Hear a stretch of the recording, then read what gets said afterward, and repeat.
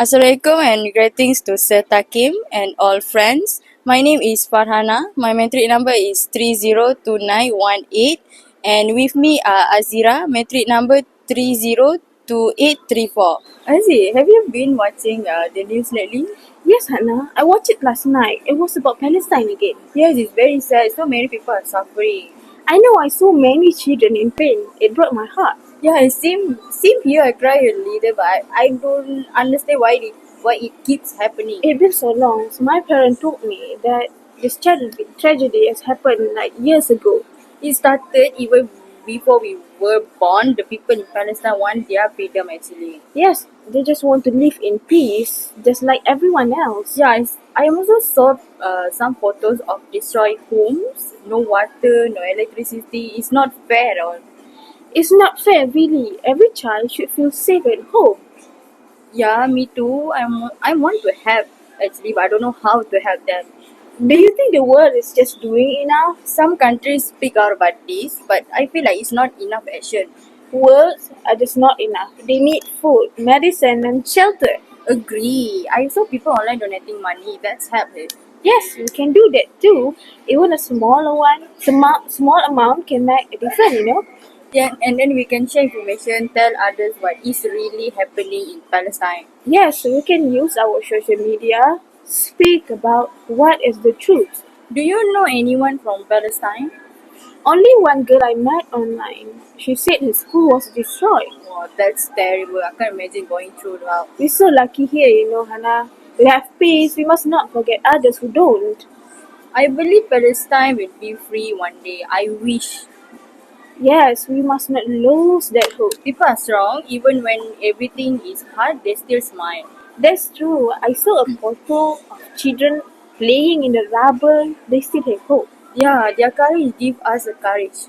Yes, I keep talking about it. I will keep praying for them. Yeah, me too. And when we will do, like we can donate, speak, and support them. Yes, even if we are far, our voices can still reach them. Yes, let's promise to be never be silent. I promise. Free Palestine. Free Palestine. Based on the conversation that we have just now, We will discuss on that matter after this. brother and sister, today is a moment when the call for justice resonates louder than ever. We have come together not only as individuals but as a community determined to stand against injustice and to defend the dignity of every human being. Today, I'm going to speak about Palestine, a land that has long endured the twin burdens of conflicts and neglect, yet which continue to nurture hopes, resilience, and the unbreakable spirit of human. For decades, the Palestine people have faced loss and hardships. Their history is related with the Nakba War and its continuing legacy and the daily reality marked by many deaths of loss of occupation. Many of us has listened with heavy hearts to the stories of families whose homes were lost and communities broken. Each narrative is a reminder that behind every political headline is a human story of mothers who grieve, of children who dream of a peaceful future, and of communities that continue to cultivate hopes against all odds. And that we understand about the effects of that. These are not distant stories, they are lived reality of a people who, despite the wake of oppression, maintain an enduring belief in justice and self-determination. In our modern world, the struggle for a free expression of truth has acquired new challenges. Even as voices cry out from the street and international forums, forces sometimes seek to silence the dissent, to erase the signifiers of a people demanding justice. We have seen how debates over language, history, and rights can be manipulated by those who will prefer to mute the pain and the passion from those voices. Yet, has history have taught us silencing through only intensive the clamor for freedom? Today, we must reject any attempt to fade the voices that champion the dignity of the oppressed and instead stand united in support of open and honest discourse. Let us remember the struggle is not a distant political conflict, but a humanity issue that concerns us. All international law provide the right of every individual to live free from fear and oppression, yet these principles are too often violated.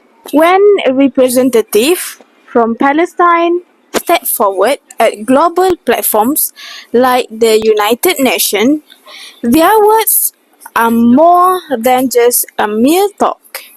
They are powerful condemnation of injustice, appeal to the conscience of the world, and pleas for solidarity that echo through all the world and of its the corner of the society. It is our shared responsibility to listen, to learn, and to act in support of a future where human beings, irrespective of nationality, can claim their right to peace and dignity. Imagine a world where justice flows freely, where the rights of all peoples are respected, and where the scars of history begin to heal. A world in which the dream of a return, of reclaiming a heritage and restoring a fractured narrative is not dismissed as fantasy, but embraced as a clarion call to reform, reconciliation, and renewal. The struggles in Palestine remind us that peace is not a commodity but an important human right. It is the light that emerges from the darkness of oppression as we are doing here. Let our solidarity translate into concrete action, whether it be through raising awareness, engaging policymakers, or working directly with communities striving for change. Today, I call upon each of you to be a beacon of hope. Let us amplify the voices that have been long silent and demand accountability from our world. By standing together, we not only affirm the right of the Palestinian peoples, but also uphold the universal value of justice, freedom, and compassion. In our collective voice, may we find the strength to challenge injustice and create a future where every person, where every community, and every nation is treated with the dignity that deserves. This video shows the daily life and suffering of people in Palestine, especially in Gaza. It does not focus on words or sounds, but on strong images that tell a powerful story. Through these images, we can understand what the people of Palestine are going through. One of the first things we see in the video is destruction. Many houses, apartments, and buildings are broken. Walls have holes, windows are smashed, some homes are completely gone, only dust and rocks are left. This shows us that bombs or attacks have happened here. People have lost their homes and everything inside them. The streets are full of broken cars, fallen wires, and smoke. It looks like a war zone. People are walking carefully, looking at the damage. This makes us understand that their cities are no longer safe or peaceful. Next, we see the faces of the people. Many of them look tired, sad, and scared. Some are crying, some are helping others, carrying them, hugging them, or holding their hands. There is one scene where a father holds his child who looks injured. In another part, a group of people sits together looking up the sky with fear in their eyes. These scenes show the emotional pain, not just physical injuries but deep sadness and fear. This video also shows many young children. Some of them are sitting in the middle of rubble. Others are walking with no shoes, looking for family members or food. These children are not playing like other kids around the world. They are growing up in war. One child in the video looks into the camera with a blank face, no smile, no tears, just silence. This shows how trauma has affected even the youngest. There are scenes with ambulance, injured people being taken away, and people shouting for help.